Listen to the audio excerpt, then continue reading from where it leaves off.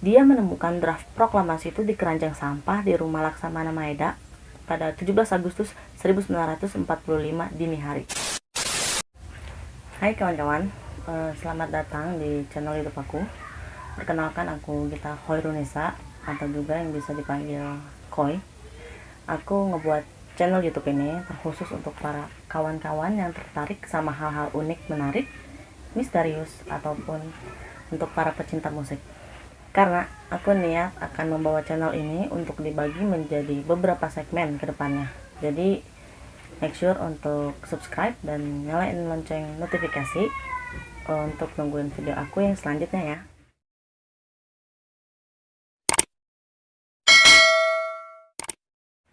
Kawan, pada video kali ini aku akan mulai dengan segmen Tell the Fact. Nah, di segmen ini nih berisikan tentang fakta-fakta menarik yang ada di seluruh dunia atau yang mungkin yang sudah kawan ketahui ataupun belum sama sekali.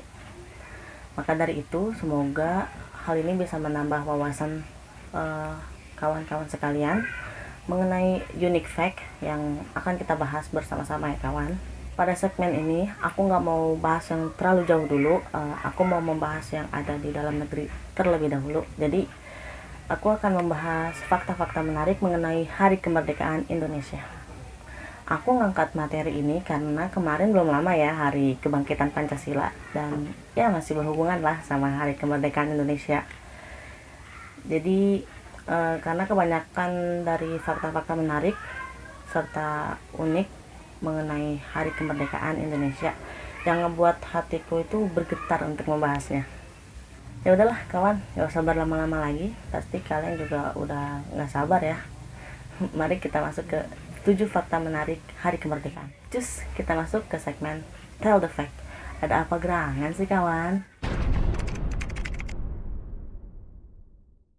17 Agustus 1945 merupakan sebuah hari yang bersejarah, terutama untuk masyarakat Indonesia.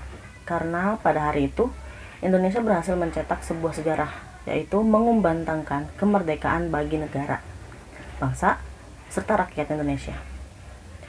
Kayak yang udah tadi aku bilang, pasti kalian udah banyak mendengar dan mengetahui tentang sejarah Indonesia. Tapi Indonesia juga menyimpan segudang fakta menarik loh kawan mengenai Hari Kemerdekaan ini, baik sebelum pembacaan teks proklamasi maupun pasca pembacaan teks proklamasi. Oke, kita masuk ke list yang pertama. Soekarno sakit sebelum pembacaan proklamasi kemerdekaan. Kita mulai pembicaraan ini dari yang paling ringan dan yang mungkin sebagian dari kalian udah tahu. Pada 17 Agustus 1945 pukul 8 pagi tepatnya, 2 jam sebelum pembacaan teks proklamasi, ternyata Bung Karno masih tertidur dengan nyenyak di kamarnya, yaitu di Jalan Pegangsaan Timur, nomor 56 Cikini. Hal tersebut dikarenakan beliau terkena gejala malaria tertiana, yang memang penyakit ini umum terjadi di Indonesia melalui gigitan nyamuk. Pada saat itu, suhu badan Bung Karno cukup tinggi dan sangat lelah, dikarenakan semalam sebelumnya beliau begadang bersama para sahabatnya menyusun konsep naskah proklamasi di rumah Laksamana Maeda, yang pada saat itu tepat berada di tengah-tengah bulan puasa. Namun, demi memerdekakan bangsa Indonesia, pada jam 9 pagi, Bung Karno terbangun, berpakaian rapi putih-putih dan menemui para sahabatnya. Dan salah satunya ialah Bung Hatta. Dan tepat pada pukul 10 pagi, keduanya memproklamasikan kemerdekaan Indonesia dari serambil rumah. Jadi Bung Karno ini cukup sangat berambisi untuk memproklamasikan kemerdekaan Indonesia. Jadi bagaimanapun keadaan beliau tetap berusaha untuk bisa bangun dan memproklamasikan kemerdekaan Indonesia. Sangat luar biasa bukan? Jadi kita harus tetap semangat menjaga kemerdekaan ini. Semangat. Yaudah deh, lanjut ke list yang kedua. Upacara proklamasi kemerdekaan dibuat sangat sederhana. Zaman sekarang, pelaksanaan upacara bendera sudah sangat bervariasi. Contohnya seperti pelaksanaan upacara bendera yang terdiri dari pemimpin upacara sampai pembaca naskah, Pancasila, UUD, dan lain-lain. Namun ada fakta menarik nih kawan. Ternyata pada saat proklamasi kemerdekaan Indonesia nggak ada tuh kayak rencana-rencana pemimpin upacara dan sebagainya, nggak pakai latihan-latihan dulu gitu kayak dulu waktu kita masih sekolah. Jadi upacara pada 17 Agustus 1945 justru terlaksana dengan sangat sederhana, tanpa protokol, tak ada panduan suara, tak ada konduktor, dan lain sebagainya. Bahkan tiang benderanya aja nih kawan, terbuat dari batang bambu yang emang masih kasar. Jadi langsung ditanam gitu di tanah, dan ditanamnya juga itu beberapa menit sebelum upacara dimulai. Bahkan aku pernah dengar nih ya kawan, katanya katrol tiang bendera itu terbuat dari gelas bekas sahurnya Bapak Muhammad Hatta, yang emang timingnya pas banget lagi bulan suci Ramadan. Jadi upacara yang sangat sederhana itu juga berjalan sangat hikmat, yang benar-benar dilakuin pakai hati para peserta upacara pada saat itu, yang tentunya cukup unik bukan?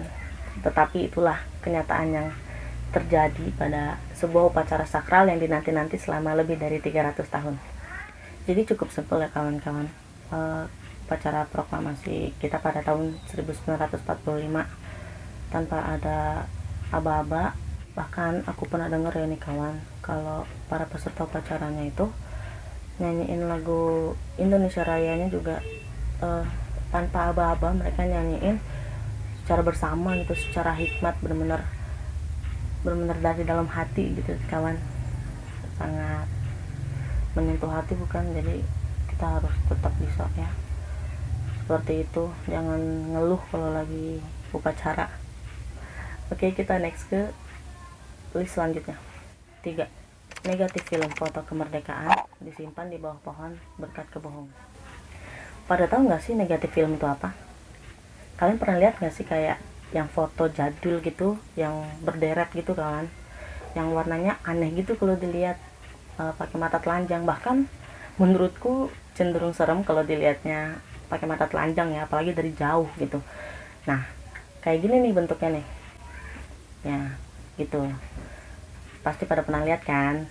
Nah, dokumentasi yang ada pada detik-detik proklamasi ini menggunakan negatif film.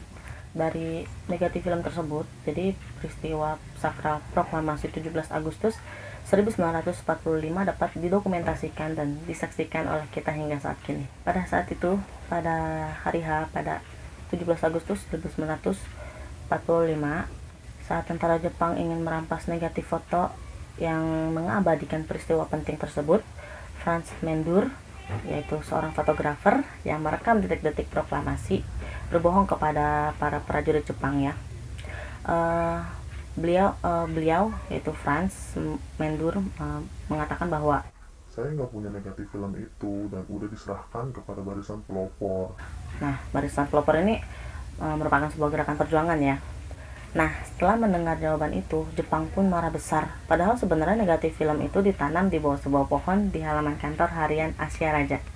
Jadi Mandur membohongi para tentara Jepang supaya bisa menyimpan hasil negatif film tersebut, supaya nggak dirampas sama tentara Jepang gitu, supaya bisa disebarluaskan di negara kita yang tercinta ini, Indonesia.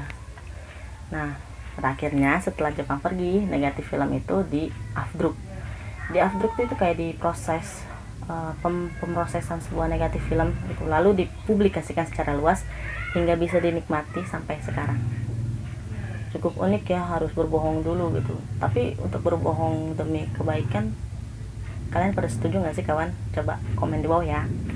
Kita next ke list selanjutnya. 4. Bendera dari Spray.